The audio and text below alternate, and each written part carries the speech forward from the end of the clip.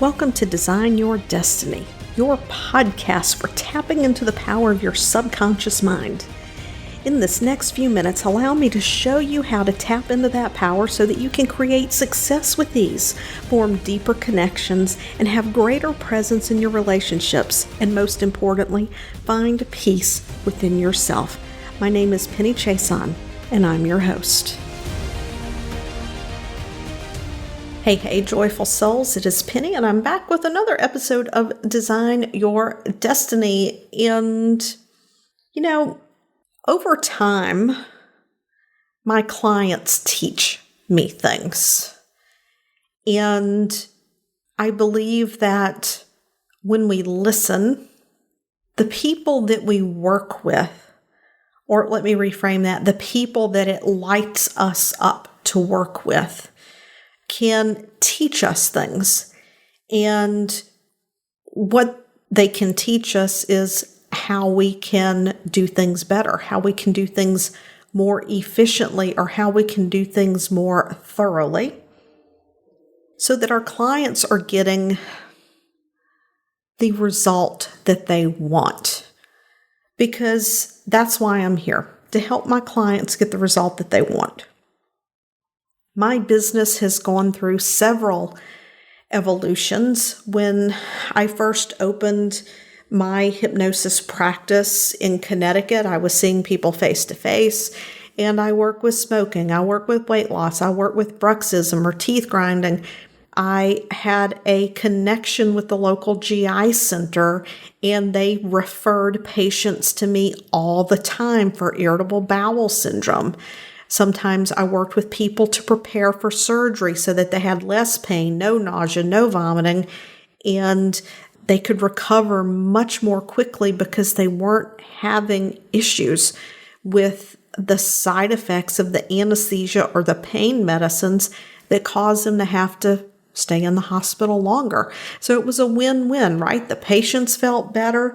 The surgeons were happy. The hospital was happy because I don't know if you're familiar with healthcare and the way things get paid out now, but some insurance companies pay a flat fee. And if you can deliver that service for less than the fee, you make money. If for whatever reason you can't deliver the service for less than that fee, then you start losing money. So, it ended up being a win-win for everyone. Then I shut my practice down, moved halfway across the country, and when I reopened in 2018, I was back in the same place. I ran my Google ads, I had an ad in the local paper.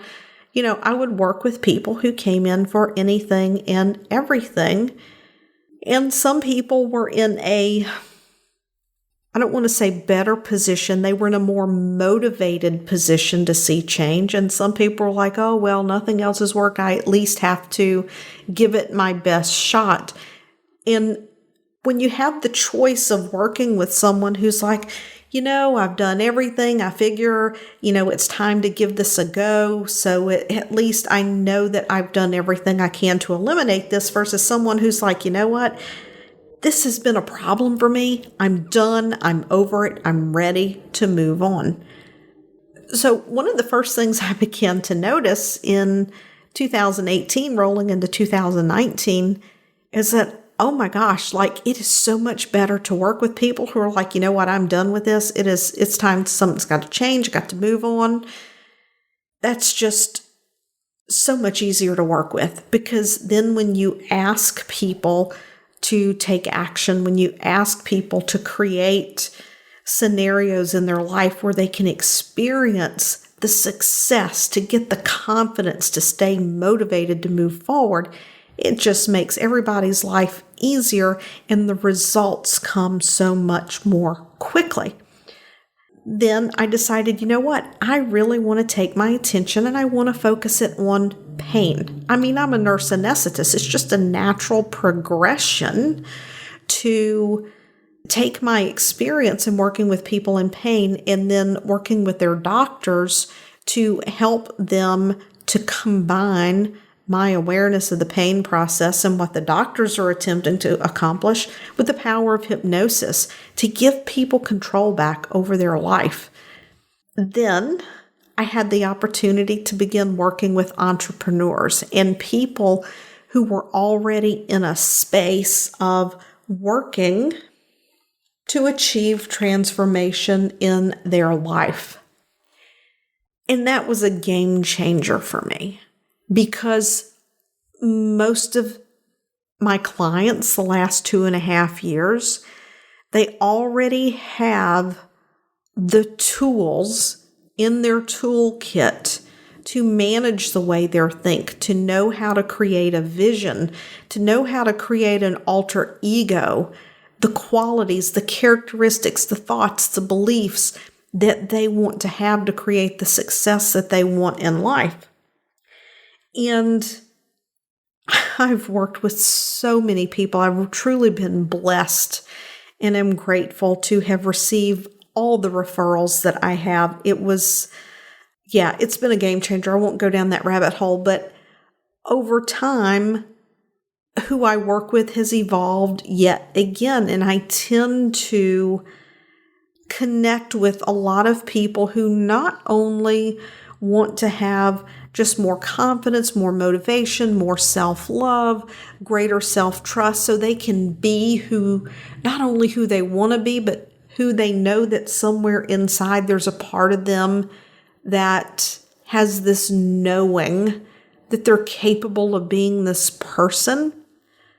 But a lot of these people are bringing with them the experiences of a past where there has been repetitive reinforcement of negative belief. So in a previous episode, I talked about the Veronica who had the bruxism, that all that stemmed from when her music professor berated her in front of everyone when she was working on her master's in music. That's one thing. But then there are some people who grew up with extremely critical parents. Maybe that's the way the parents learned from their parents that you raise successful children. Maybe the parents were stressed, they didn't have the resources, or they simply just didn't know how to be an emotionally supportive parent who helped their child to grow to be successful. And let's be honest, I'm not going to sugarcoat this.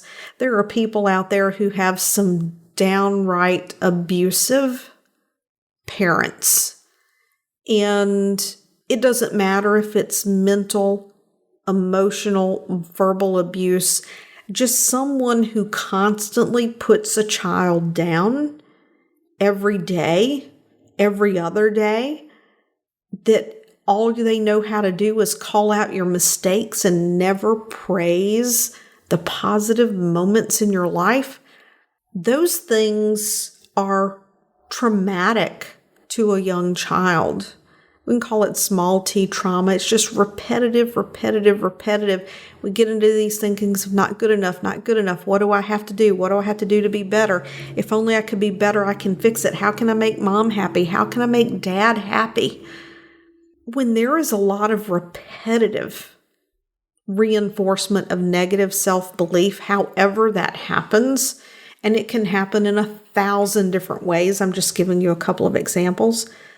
When I went back and I surveyed my clients, and it was an anonymous survey, and I wanted to know what they came in for, how many sessions it took them to resolve their issue. And then I specifically asked what types of experiences they had in their life. If the self-hypnosis was beneficial, what could I do to make what I do better? And I learned something from these clients. Even though they're already going through coaching in a group program, or they had worked one-on-one with a transformational coach or a life coach or a spiritual coach or whatever it looks like, they still wanted coaching from me. Now, not every client. It's funny because I looked at the data, I crunched the numbers.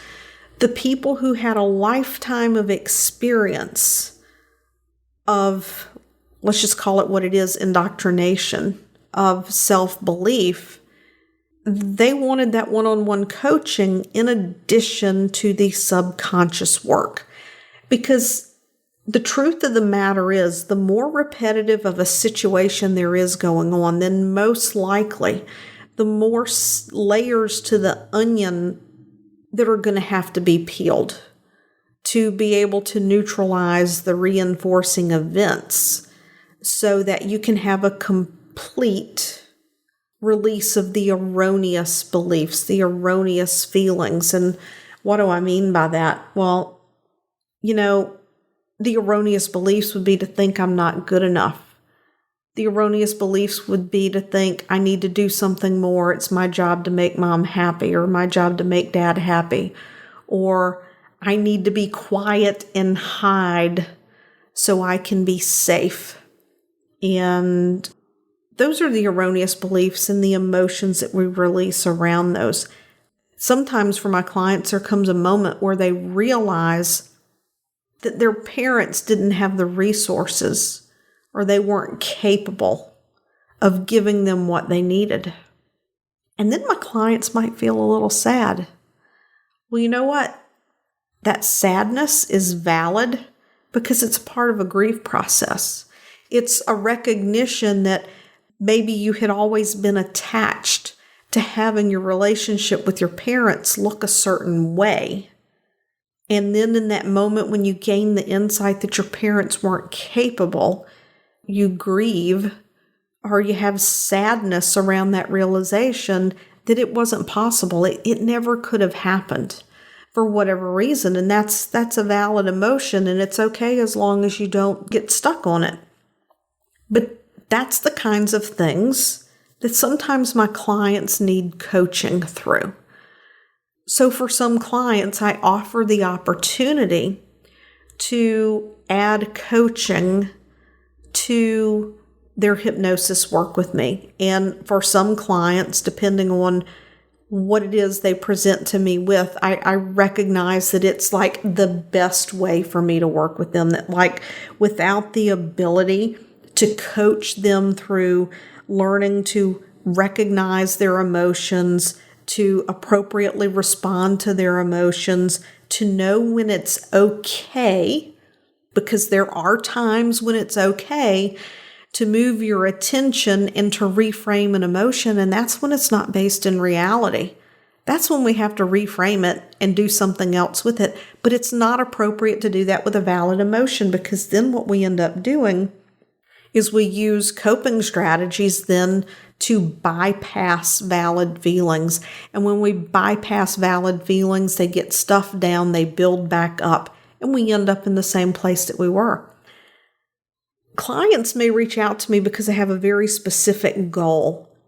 Maybe they've had fears around not good enough, and they're 90% with the business idea. They're 90% with a launch. They're 90% ready to up level to the next stage in their business, but yet they're fearful. So at that point, we take advantage of these coaching sessions to begin to set small goals. Because when we look at the big picture, we can get overwhelmed. And overwhelmed, oh my God, I don't have enough time. I don't have enough time. How am I ever going to do it? I'll never be able to do this. Oh my God, am I good enough to get it all done?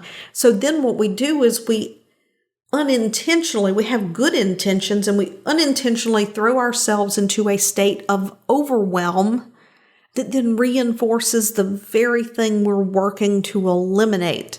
So through the coaching session, we can work on strategies that are mindset-based strategies. They're based in the way the brain works, the psychology of the brain, in breaking things down one step at a time, one foot in front of the other. Chop wood, carry water. That's a favorite saying I learned from Lisa Carpenter, a friend and a coach.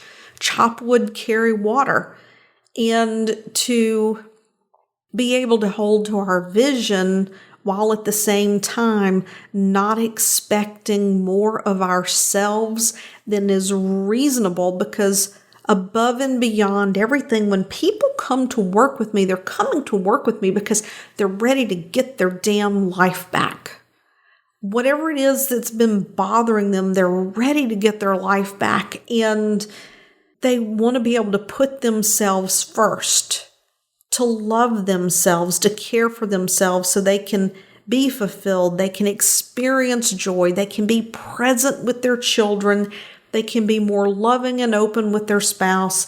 Maybe they can be with their parents and not be dragging all of this toxic frustration from the past into that relationship with them. And that's what we use these coaching sessions for. They're much shorter, they're targeted, they're specific. And you know what? If we meet and the big deal that we have to work on that day is to just actually sit and bathe in the greatness of our success and our wins, and to acknowledge our wins, and to just let ourselves feel accomplished at what we have done and how far we have come, then if that's where we spend a coaching session, we'll spend a coaching session doing that. Because above and beyond, what I find so many times is that my clients have not allowed themselves to celebrate and to experience their wins for more than just a fleeting moment before they're off to the next thing. And when we can celebrate our wins and we can experience that and we can embrace that, when we can celebrate ourselves, that's a lot. It's a lot to celebrate ourselves. And it's not selfish in a bad way. It's reinforcing that, yes, I can do this. Yes, I have a purpose. I am passionate about this. I highly advocate celebrating yourself. As a matter of fact, as we wrap up this episode, I'm going to ask you, what are 3 small things you've done in the last week that are new and different for you that you can celebrate because you decided to do it? Because you made a choice, or maybe you held a boundary. Maybe you chose not to do something. Have you ever celebrated saying no so that you can put yourself first? It's a good place to start. Where have you said no so that it benefited you and what you want and your values and your boundaries and what's important in your life? And we're going to leave today's episode right there. I hope you enjoyed listening today. Thank you for listening today. If you've enjoyed this episode of Design Your Destiny, I would appreciate it if you would head over to iTunes and leave a positive review. When you leave a positive review, it's like podcast currency, and we can increase our reach and get the message to even more people that they, just like you, have the ability to design their destiny. And remember, subscribe on your favorite podcast platform.